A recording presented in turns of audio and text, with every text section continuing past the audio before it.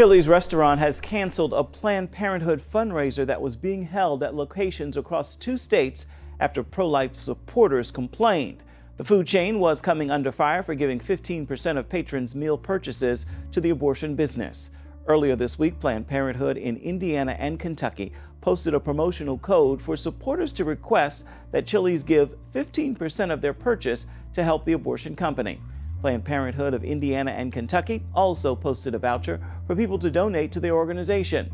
That post has since been deleted, and Chili's has dropped that fundraiser. Roundup is one of the most popular weed killers on the market, used by everyday gardeners and farmers because of its effectiveness.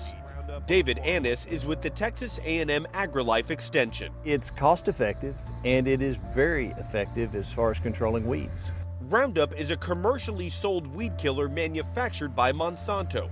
The herbicide's main ingredient is glyphosate, a chemical that is efficient at destroying various types of weeds. They can spray the weeds and then plant right into where they've sprayed.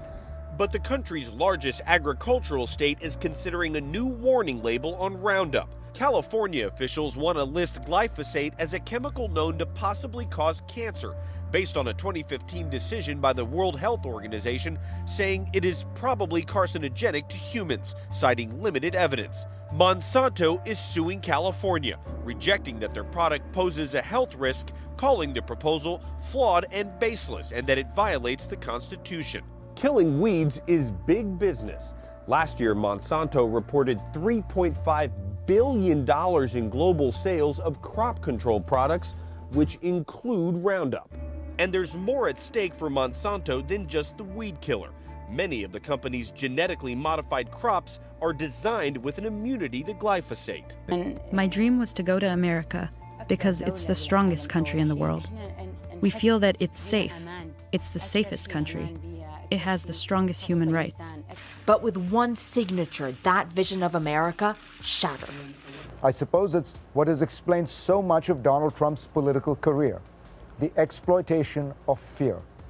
From the birther campaign to the talk of Mexican rapists, Trump has always trafficked in fear-mongering. Let the left-wing Marxist media's disinformation campaign begin. Prepare to be bombarded with the talking point that Saudi Arabia, Egypt, and Pakistan were left out of the 7 countries banned from entering the U.S. because of supposed favoritism by President Trump. Truth be told, President Trump is merely enforcing former President Obama's 2015 law restricting visas from those 7 countries of concern, already passed by Congress 2 years ago. Will the conniving globalist media set the record straight? Why was Saudi Arabia, Afghanistan, and Pakistan and Egypt not included on this list if you are so concerned about this issue?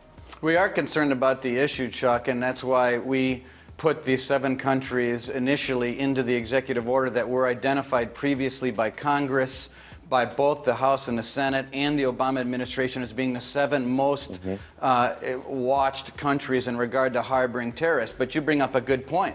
Perhaps other countries needed to be added to an executive order going forward. A federal judge is putting a temporary stop to some of the most important parts of President Donald Trump's executive order banning citizens from 7 Muslim-majority countries from entering the U.S. This after a federal judge in New York grants an emergency stay, halting deportations of people with valid visas who were caught in the confusion of the president's immigration order. Well, one of the things in the order apparently is to include green card holders. As far as green card holders moving forward, it doesn't affect them. What Donald Trump wants to do, what Homeland Security wants to do under him, is focus on the criminal illegal aliens and get them out of the United States.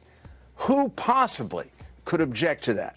Another falsehood talking point is that the ban is targeting Muslims exclusively as the left's fear campaign continues unabated. There is an exception made, a potential for the exception made for anyone who is not Muslim.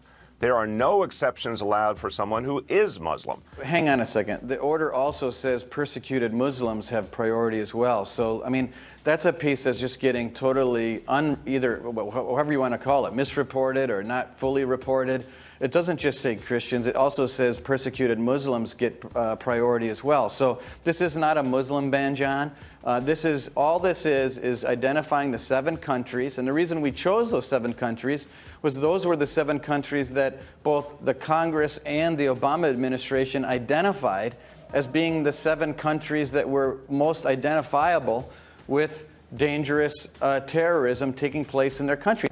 The executive order signed by President Trump is discriminatory on religion, and frankly quite disgusting.